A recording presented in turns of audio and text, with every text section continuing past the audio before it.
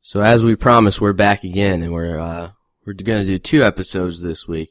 Got Sean Rigsby with me. Hello. Yeah, so we haven't had Sean on here since he moved on the team, and I got James Tatum with me. How's it going? What up, James? Not too much. Just drinking some coffee with heavy cream in the afternoon.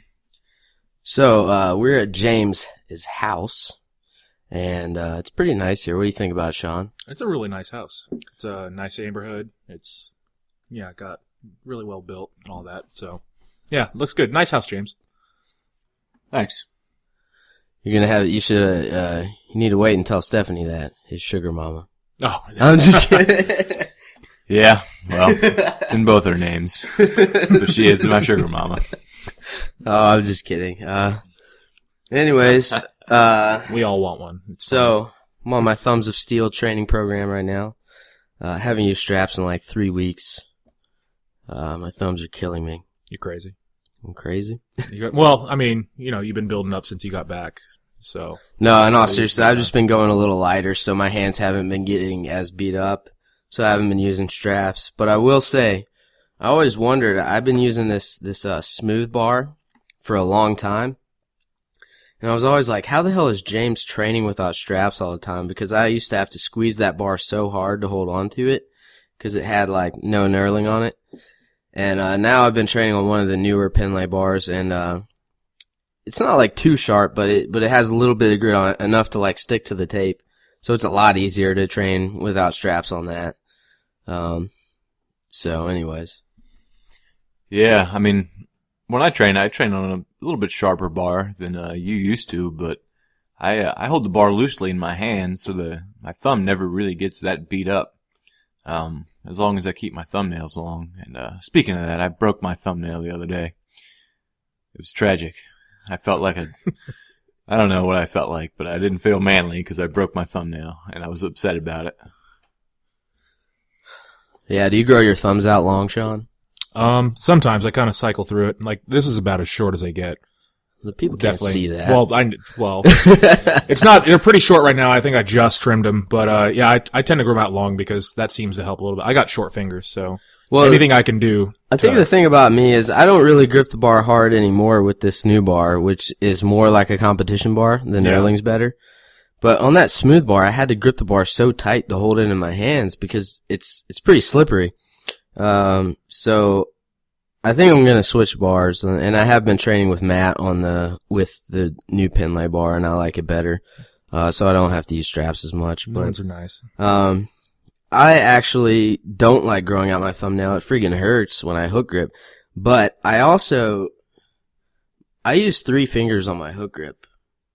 And I think people think I have small hands, but I really don't because I fucking grip the shit out of it. And I get it all the way to my ring finger on the very bottom of it. So I don't have the biggest hands in the world, but I grip it pretty far down. And that's just how it's always felt natural to me. But I think most people grip with the first 2 fingers. What about you? Yeah, I barely get that second finger on there. It's a struggle.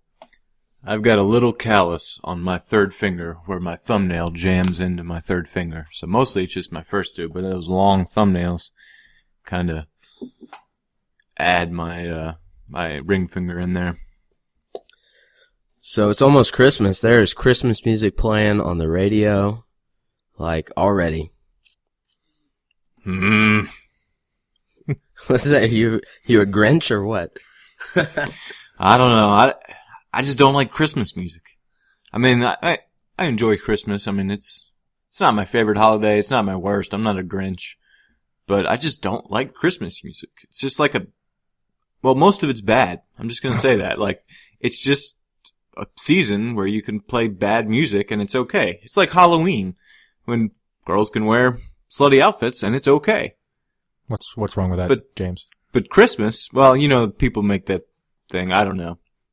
Well, let's see. If someone was dressed up like a cat and came into the gym right now and was just in a thong and cat ears, it'd be a little weird. It would be weird. If it was Halloween, cool. But any other day. It's just a little odd. And that's how I feel about Christmas music. It's just a little odd. It's just not good. All right, so we need to challenge Tom to dress up as a cat. He'd do it In a thong. what do they call it for men? G-strings? G-strings or like a mankini. Have you seen those, James? I don't know if I have. Are you aware of their existence? I just think if we challenge him, it'd have the best chance of coming true. Yeah. So I used to go to a gym with this one guy down in Wrightsville Beach, and somebody bet him that he wouldn't smoke marijuana for the whole summer. So he's like, all right, I'll take you up on that bet. So if he got the bet, like if the guy didn't smoke all summer, he would have to run around this loop that's in Wrightsville Beach, in a G-string, a cape, and a mask. So the guy didn't smoke weed the whole summer. And, so he lost his bet. So sure enough, he puts on a G-string, a cape, and a mask, and he starts running this loop. It's a 2.2 mile loop in Wrightsville Beach for anyone who's familiar with it. And, it was quite comical. But the cop stopped him about halfway through and didn't let him finish. Was this a USADA tested bet? No, this... Then how can you judge the authenticity? Oh, I know. That's true. I don't know. I can't judge the authenticity. Was Because this was a jiu-jitsu people that aren't at the national level. Yep. So, marijuana... At this point, you're coming up with so many stories, James. How am I going to believe these stories anymore? I mean, you know a guy who knows a guy who knows a guy about everything. I get around. I know. He's well traveled. James, yeah, he's got quite the background. He knows people who've done everything. But, anyway, so Sean, we haven't talked to you on here since you've been here. Time got away from us, and we were in Australia, and then we were here and there and everywhere. So you moved down here how long ago now? Let's see, it was end of July. So what is July. that, 3-4 months, something like that? Yeah, about 4 months. And where were you from originally? You're up California. Near Cal Strength, right? Oh no, I was actually from Southern California in like the Los Angeles area. But I used to go up and travel and train at Cal Strength for however long. Who did you train with? Did you train on your own? I trained in a garage for the most part with my training partner, my friend. And we pretty much just trained on our own. And then when I started working when I was working in CrossFit, I was working in CrossFit before I was weightlifting, but I did more of my weightlifting training in the garage. But yeah, I could train at the CrossFit gym in the garage or, later at like a sports performance facility where I was coaching. So Okay. a little bit of everywhere. Well, how'd you even get into the sport? How'd you hear about it? I used to play rugby, and I started doing CrossFit as like a conditioning program, and that kind of exposed me to lifting. And once I started doing CrossFit, I decided that that's what I wanted to do, is coach people, and I got into that. And anybody who should, who's a coach should know how to do things and know how to do them really well. So I decided I should learn how to do the Olympic lifts really, really well so I can teach other people to do it. And once I started doing that, it was kind of game over. That was like a little over 2 years ago. So you were actually doing CrossFit. I didn't know that. I'm a CrossFit convert. I was leaner and really enjoyed it and it was fun. But yeah, once I learned how to like do a proper snatch, like I kind of never looked back. Okay. Well, cool. So rugby. I didn't know about. Did you play it in college or? In America it's a little complicated, but yeah, I was playing it on a club team and I wanted to move up and play at like a higher, like I guess professional level. Rugby in America is complicated. Yeah, well, rugby's a fun sport to watch. Nice and rough. Get some people always get injured. Yeah, that's about it. Yeah. Yeah, I had a lot of friends who played rugby on the club team at Georgia Tech, but I know it's not a D1 collegiate sport at many places. No, it's not. There's really only a few schools where there's a serious rugby program, but anyway. Well, cool. So that's a brief intro on Sean for you guys, and obviously we've been training with him for like 4 months, so I actually didn't know a lot of that, but Sean, what are your best numbers right now? I know you just got a PR recently. Yeah, last Friday I snatched 141. That was a 1 kilo PR. And then, clean and jerk is 172. Mm-hmm. And you did that at a little 172 at a little competition here, didn't you? No, that was 171. I did 172 at John's gym, actually. Nice. So yeah. Kilo by kilo. Kilo by kilo. So you got me by 2 kilos. I've only clean and jerked 1, or you only got me by 1 kilo. I only got you by 1. Yeah. Oh, If I had not messed up that 173 last Friday, it'd be a little extra, but whatever. So James has been cleaning 170 like it's his job, which it is, but but no, he's made a lot of progress in the clean. So how you're catching a bounce finally. You're not having to sit down there in the bottom. So it seems like you're able to clean a weight. And then even if you miss a jerk, try it again now, which that was kind of hard before when you kind of had to sit down there, adjust the elbows, and stand up. How are you catching a bounce better now? Well, really, I think it's my the rhythm of the lift is getting better. I'm getting better timing with getting my elbows around and being able to kind of guide the bar down and catch the bounce and come up. From before, I'd get the bar high enough, but then I'd go under it too slow or too fast, and then the bar would slam on me, or it would just be forward because I wouldn't get under it fast enough. And so really, I think that's one of the main things is getting my timing down better. And then now that I'm hitting more weights, I can hit those weights more consistent just because they're easier to hit now just because of a technical fix. What do you feel like has anything to do with your back squat going up a lot? I mean, because before even like 140, you would cave a little bit. So it kind of has to be something else besides, I mean, obviously your technique has gotten better, but. Yeah, my back squat went up a lot. I did 211 for 5, but then actually recently, for the past like 2 or 3 weeks, I haven't squatted over 180 just because I've been trying to get wider with my stance. I haven't been catching the bounce with my squats just to get stronger in that new range of motion. So who knows? Actually, maybe I'm getting stronger just because I'm going wider. I don't know. So Don McCauley is moving down here in 1 week, or a little less than a week actually. And so he should be here, give a little more eyes in the gym, a little more technique feedback. You know, with 12 lifters and Glenn's in there, it's kind of hard to get to everyone on every rep. So how do you feel about that, Sean? I think it's great. Don, I think since I've been here, I've only worked with Don twice. You know, that's all the time he's had to come out. But in 5 minutes with Don, my pull changed significantly for the better than from what it was before. So I'm looking forward to having him here full time so we can see, whatever it is going on there. So I think he's great. I think he's undeservedly controversial in our sport. I don't know why. Probably because that's just how he is, but I'm looking forward to it. Yeah, me too. All this travel on me has been really tough, actually.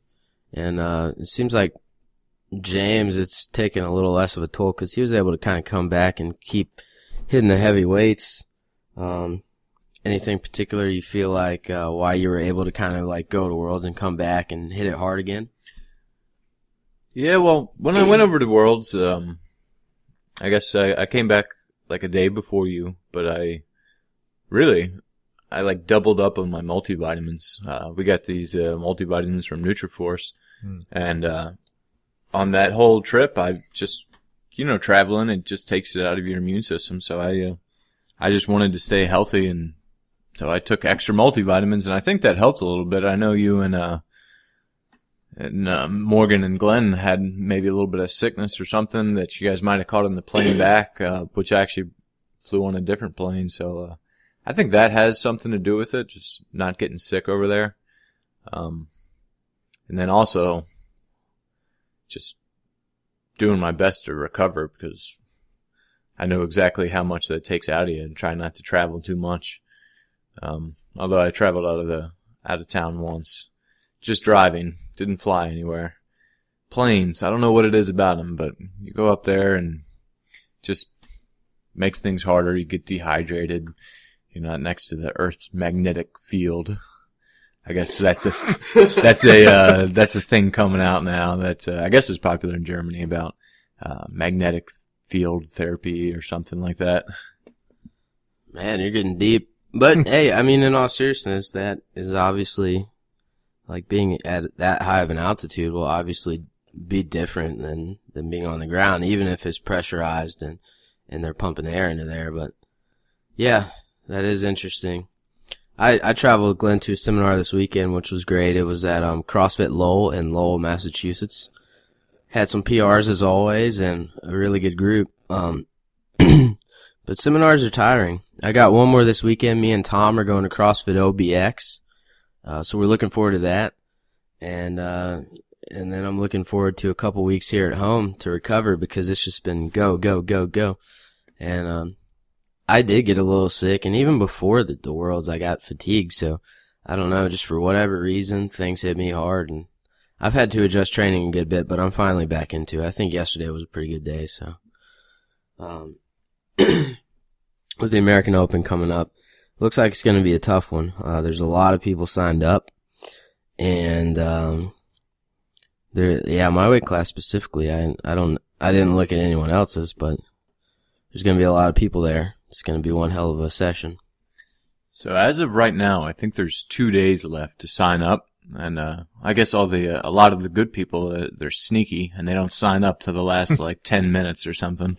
And then you don't know who's going until that. So it's if you already have quite a few people, I wonder if some of these other guys are going to be sneaky and sign up. Oh yeah, I'm including a couple of those guys that I know are going. I don't know if Colin Burns is going as an 85 or 94. He's being sneaky, but either way, it should be a fun meet. I'm excited about it. And it's always fun to compete nationally because, I don't know, there's just, you get to see a lot of people that you don't get to see all the time. So you're going to the American Open, Sean, right? You're lifting on Friday, is that right? Yeah, I'm lifting on Friday in the B session because. All right, keep talking. I'm going to get some coffee. Oh, I was literally standing up to go do the same thing, and you beat me to it. But yeah, I'm lifting Friday in the B session. Pretty excited about that because that means I get to just fly in, get my work over with, and then get to watch all you guys and relax. So yeah, I'm actually really happy about that. Well, that makes watching weightlifting fun. Like, yeah. If you do it before you compete, it just stresses you out too much. Yeah. But if you go after, it's always a good thing. Yeah, if I was having to lift like Sunday, I'd just be locked up, probably in the hotel or something like that, just wanting to be alone. But yeah, it's miserable. Yeah, I don't, now one of these things, I guess, they started doing the B sessions about 2 years ago, and I thought it was an awesome idea at first. And I still think it's an alright idea in theory. I just don't think it's working. And the reason is because I think that you kind of have to arbitrarily choose a number for the A session.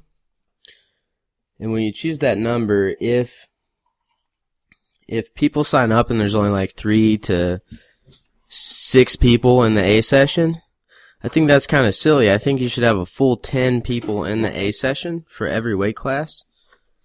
And if you set it up where you can't change the day that people are lifting, so if you set it up where the B session people are lifting on Friday, they buy tickets so they go home on Saturday sometimes, or get there on Thursday, and you can't change the day of the lifting.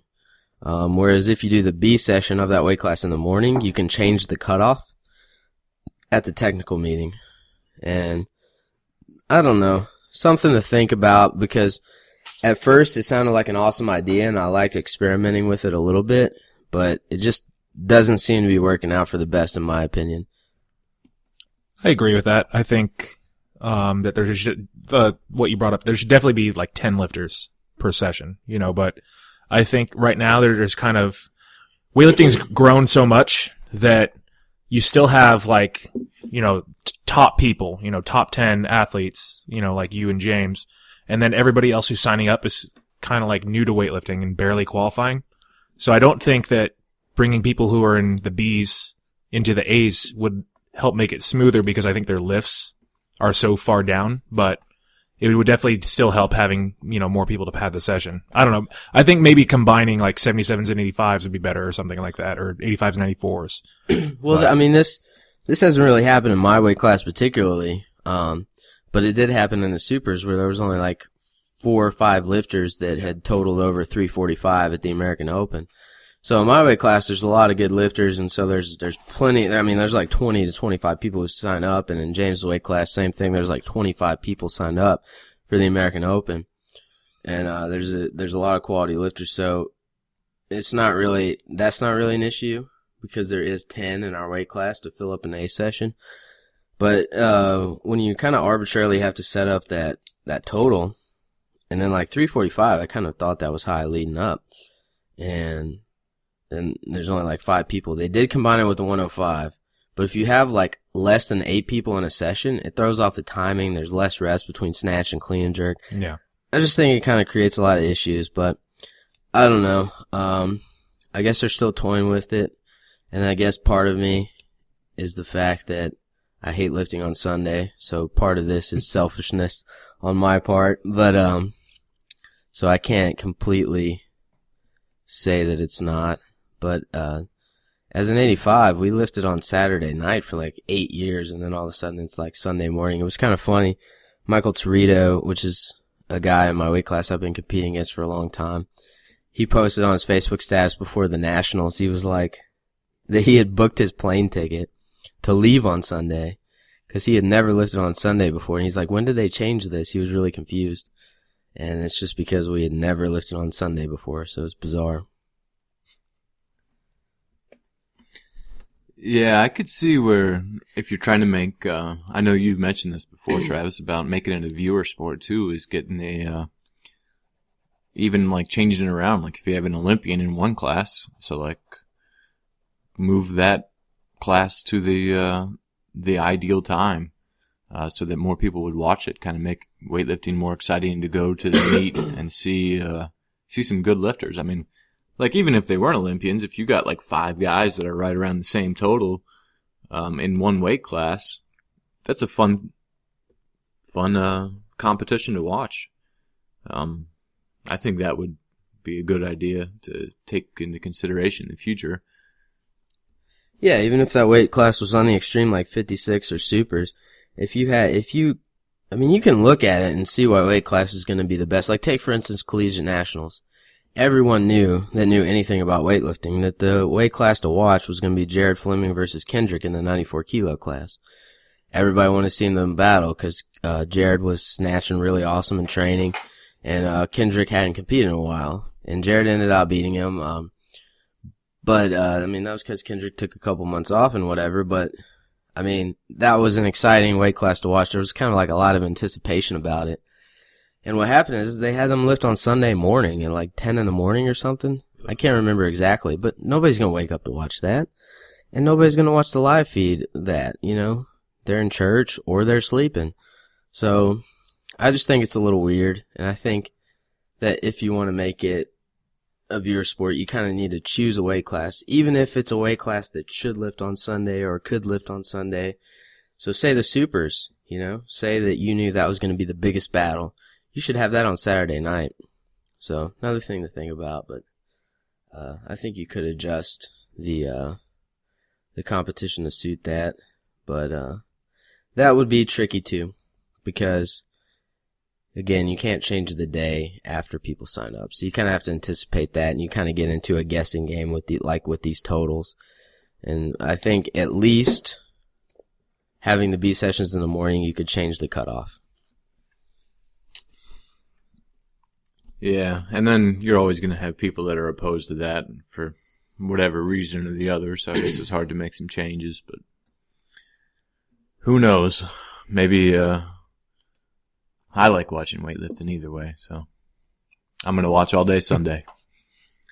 Yeah, I mean, luckily for me, being that I train at Muscle Driver and I work in the area where the side jobs that I have are really understanding of what I do, and they're supportive, and it's a great thing that if I get to go to weightlifting meets, that I'm able to take the time off, and Muscle Driver kind of helps with the hotel and the plane ticket. So I'm going to be there to watch those sessions either way, and I'm going to be there to lift either way. But not everyone has that opportunity. So, I'm still looking forward to the American Open. Like I said, there's a ton of people. Is this going to be your first national competition, Sean? Yeah, that's right. It'll be my first one. Okay, so that'll be good. You had like a little local meet here. Before me and James went to Worlds, we had a local meet here. What did you hit? At the Fall Open? Yeah. Yeah. 134, 170. Okay, nice. I went 5 for 6. I missed my third attempt clean and jerk. That was a big competition PR in the total, right? Yeah, that was 304 total. So it was only like 5 kilos, but it was my first total over 300. The meet before that, I missed my last clean and jerk, so I ended up with a 299 total, which was really damn frustrating. But well, you got over the hump. You got a 300. Yeah, it's over now. Last Friday I totaled 308, like in training, so that doesn't really matter. But optimistic about your snatch has definitely gotten a lot better. Yeah, I mean that was a thing. Like my PR snatch before I did 134 at the Fall Open was 133. So it's not a huge number difference, but it's way more consistent. It's really different from how I used to snatch. So I'm really happy about how it's been coming along. So really quick before we move on to another topic, I know we got a lot of questions online. And kind of going along with the American Open discussion, I think this goes with it. So someone asked me, his name's Larry Yang, he asked about pre-competition nerves. He said that if you're on a percentage-based program and you haven't really maxed out in a while, but you're going to a competition, he's basically getting nervous because he hasn't maxed out in a while, and his coach wants him to hit certain numbers on his opener, second attempt, third. And he's asking about advice on that. So I'll go first real quick. Well, first of all, pre-competition nervousness is a good thing. I mean, you don't want it to affect your everyday life. You don't want it to be to the point where you can't sleep, or obviously that's going to negatively infect. What did I say? Negatively affect your performance. But if you're nervous, like in training, and it's not affecting your sleep and your appetite and that kind of thing, then I think it's good, because if I don't get nervous before a competition, I don't perform that well, to be honest. And but when I get those butterflies leading up to a competition, I start training better, I start being a little more crisp in my technique, and I compete better. So I think nerves in itself are a good thing unless they start getting extreme. Also, on a percentage-based program, I personally haven't been on a percentage-based program in a long time. However, leading up to the American Open, I'm going to be a little more conservative, so I'm going to be in the same situation as you are. And how am I going to deal with that? I'm going to trust my training, and I'm going to trust my coach. Your coach has a plan, or maybe you came up with this plan, and you've known what your goals were the whole time. And I wrote a blog about this on Dozer Strength. It's called Trust Your Training. And oftentimes, like gymnasts, they talked about in the last Olympics, they're hitting their routines, everything are going great, and then about 2 weeks out, they're training their routines, and they start missing them. And sometimes they don't hit them until the competition. And I think his name's Danelle Leva, and his dad used to pull in his ears and smack him and say, trust your training, because sometimes he hadn't hit his routine in a while, and he's one of the best performers. So I think you just have to understand that you put the work in and trust your training and go out there and pull in as hard as you can and trust your technique. Yeah, I agree with the trusting your training thing. I think that's a big part of it. I think where I would differ from you is whether being nervous before a competition is a good thing. In reality, it's going to be different for everyone. Some people do good when they're nervous. Some people do good when they have to be extremely calm. If they get nervous at all, then things go downhill.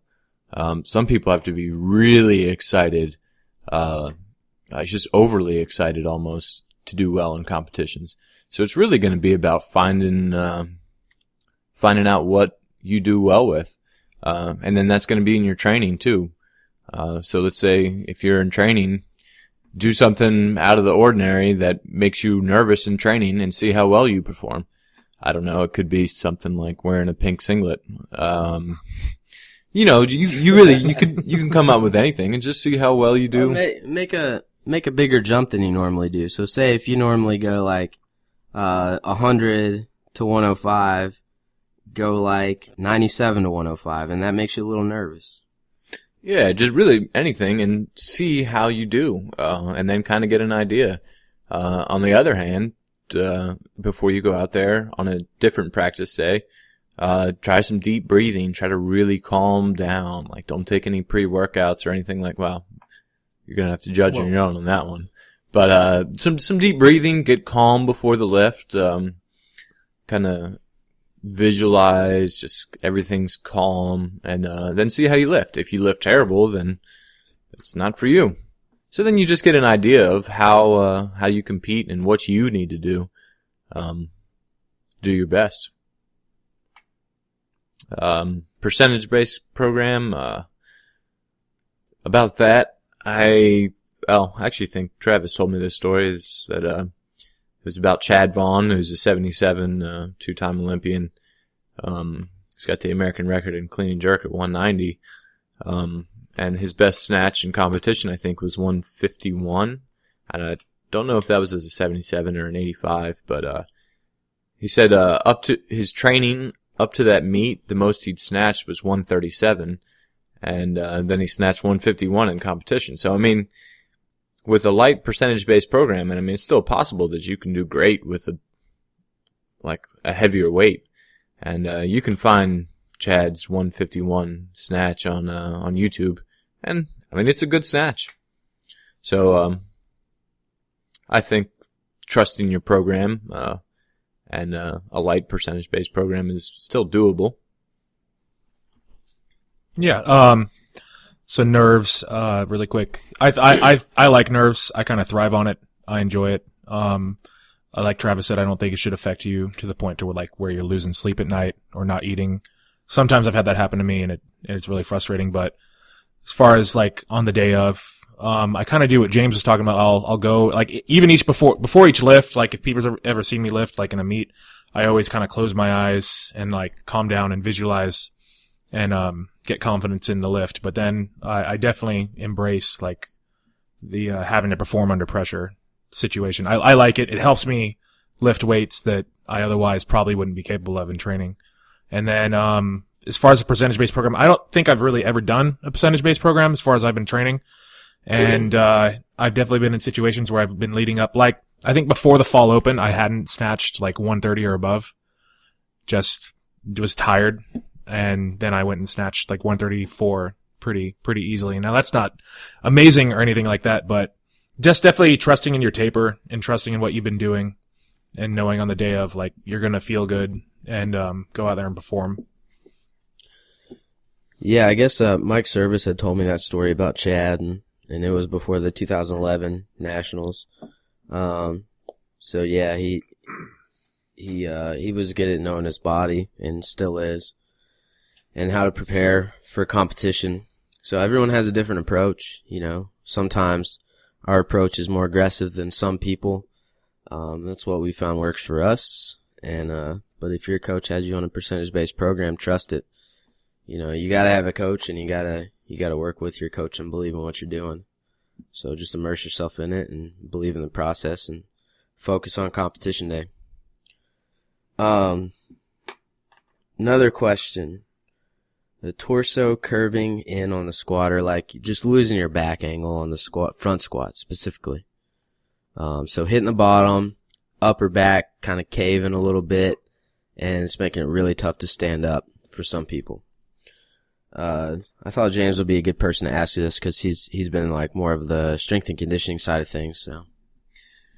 Yeah, well, that was actually not on the front squat, but on the clean. That was one of my issues, but that's because I'd catch it forward, and then my elbows would drop, and then I'd have to raise them and stand up.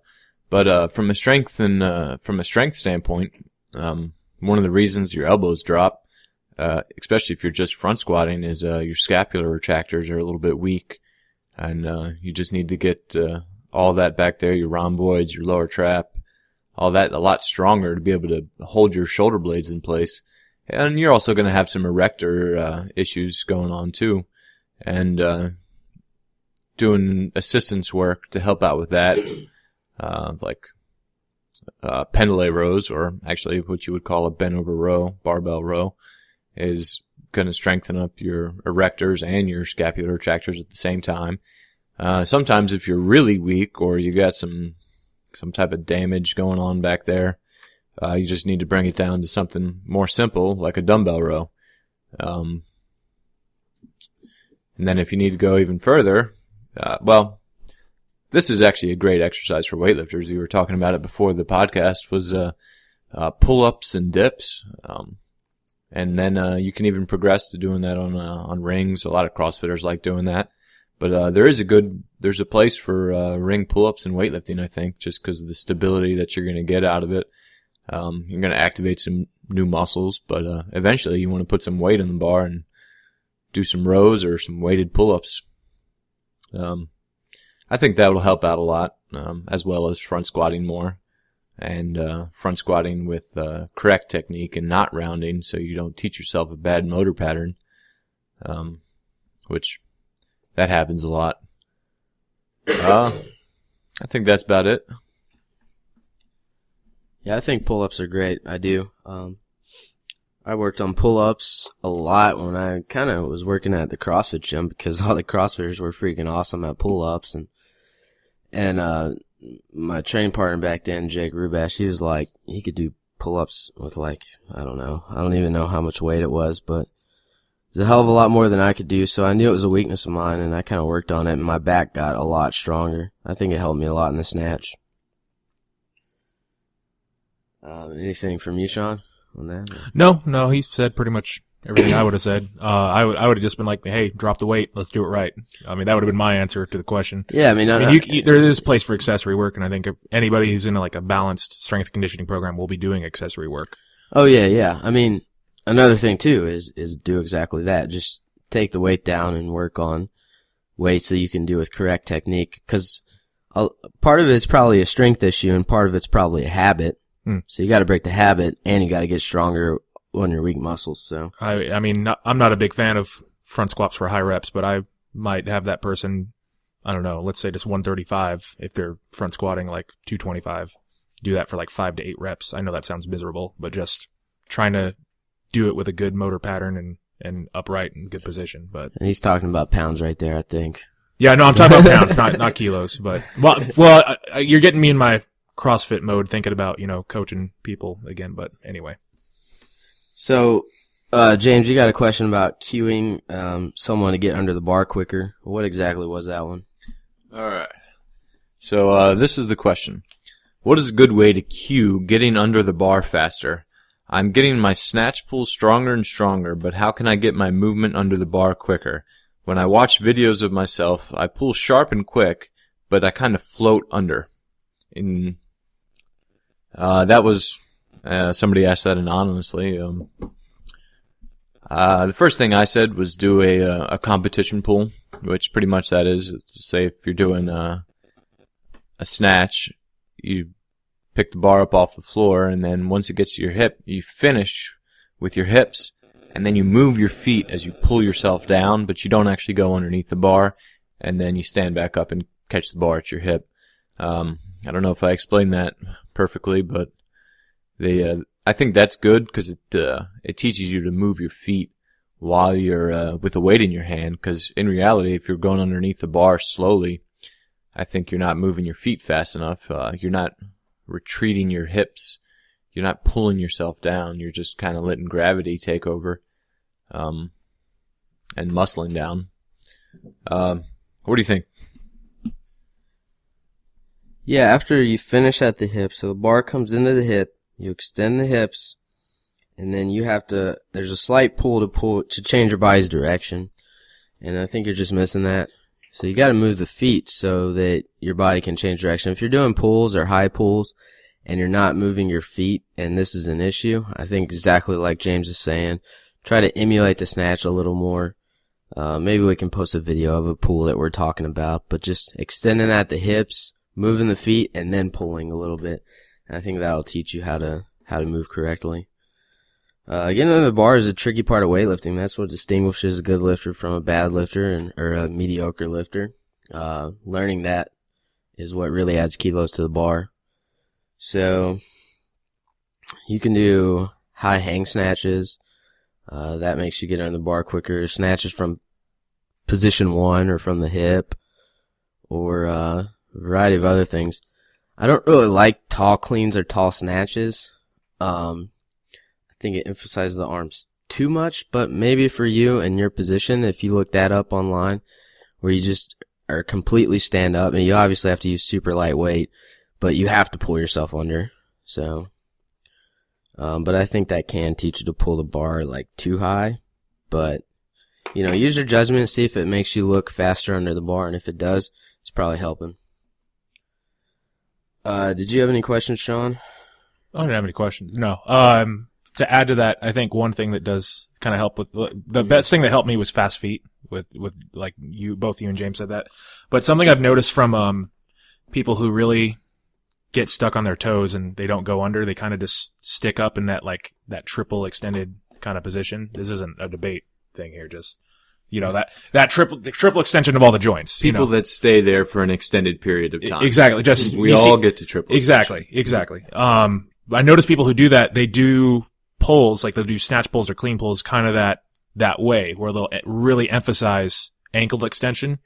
And people that do that, I've noticed when they go to do the lifts, they do that also, and they don't retreat the hips and they don't get back to their feet at all. So one thing that I had people do before is, I hate saying this, but I guess a Chinese style pull, where it's this aggressive finish of the hips and fast moving the feet out and getting the heels down to the ground. So that was one thing I used that helped a lot. But in addition to all the stuff you were saying, Travis, like the hangs are definitely a very helpful tool. Mm-hmm. Well, cool. Tweet us at WLiftingScoop. Ask us your questions. Email them to theweightliftingscoop@gmail.com. And if you want some motivation leading into the meet, if your training goes cold, look at that blog, Trust Your Training, on dozerstrength.com. You guys got anything? You can look me up on Twitter, James Tatum 8. That's about it. Feel free to ask me any questions on Facebook. All right, see you guys later on in the week.